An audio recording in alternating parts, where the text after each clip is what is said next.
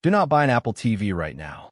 Seriously, keep your wallet in your pocket because Cupertino just pulled one of the weirdest, quietest moves in the history of the Apple ecosystem. Without warning, Apple bumped the price of the current base Apple TV 4K from $129 all the way up to $199. That is a massive 54% jump on hardware that has been sitting on store shelves for years. Why would Apple jack up the price of an aging product right before refresh? Because the next box is about to land, and it is going to completely upend what we expect from a living room device. Look behind the scenes, and the real story blows wide open. According to supply chain reports from DG Times and Insights corroborated by Ming-Chi Kuo and Mark Gurman, Apple is facing an unprecedented crunch. Memory prices have gone through the roof. Micron and TrendForce have confirmed that high-bandwidth RAM demand from AI data centers is cannibalizing supply through 2027. Ross Young and sources from the ELEC point out that TSMC 3nm yields and high-density unified memory packages are becoming insanely expensive to secure. Apple literally cannot build the next-gen box at the old price point, especially when on-device intelligence requires serious silicon muscle. Streaming 4K video from Netflix or YouTube does not need massive compute. Your existing daily driver handles bit rates with ease. But Shrimp Apple Pro and leaks out of Mac Attacker reveal that the next-generation Apple TV, which everyone is already calling the Apple TV Ultra, is ditching basic media playback to become a dedicated smart home neural hub. Leaks from Majin Buu and Fixed Focus Digital suggest Apple is stuffing a heavily binned A-series or early M-tier slice of silicon with expanded unified memory straight into this chassis to run local Siri models directly on the box without thermal throttling. When you pack expensive RAM into a streaming puck during a global component shortage, the classic Apple tax kicks into overdrive. If Apple sells a single model at $249 or even $299, how many people are actually going to buy it?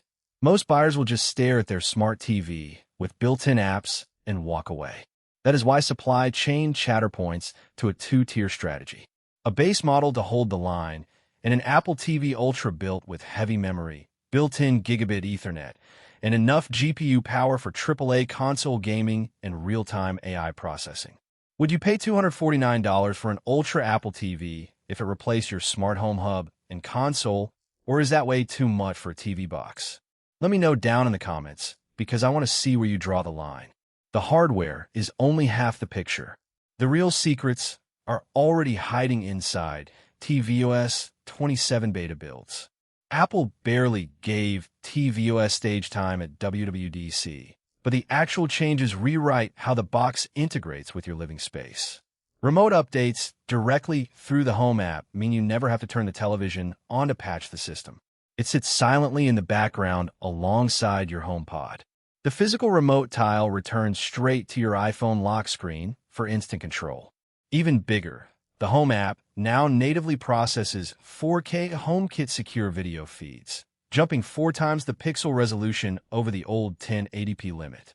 The box uses local machine learning to identify family members from your Photos library, summarize package deliveries, track vehicles, and display live picture-in-picture alerts seamlessly without dropping a single frame of your movie.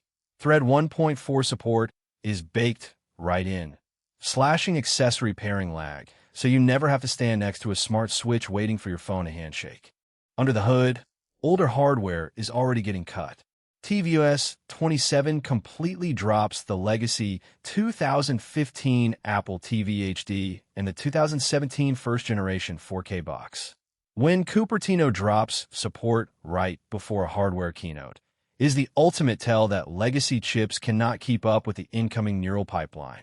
We also spotted continuous audio connection in recent builds, utilizing Dolby Atmos pipelines to eliminate that annoying audio delay when receivers switch between stereo and surround streams. Subtitle styling controls are right on the playback HUD, so you do not have to dig into settings at midnight just to tweak caption contrast. MacRumors reports that the hardware launch was pushed back purely to synchronize with a new Siri system. September is the earliest realistic window alongside the flagship iPhone event. If Cupertino decides the living room lineup needs dedicated breathing room, October becomes the secondary target. It all comes down to the bottom line. If Apple prices the new entry model at $199, you get upgraded silicon and smarter home processing without paying an extra penalty.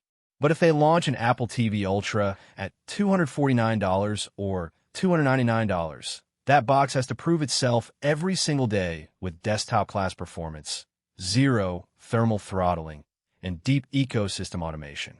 Wait for the keynote, watch the memory specs, and keep an eye on that price slide before you spend a single dollar.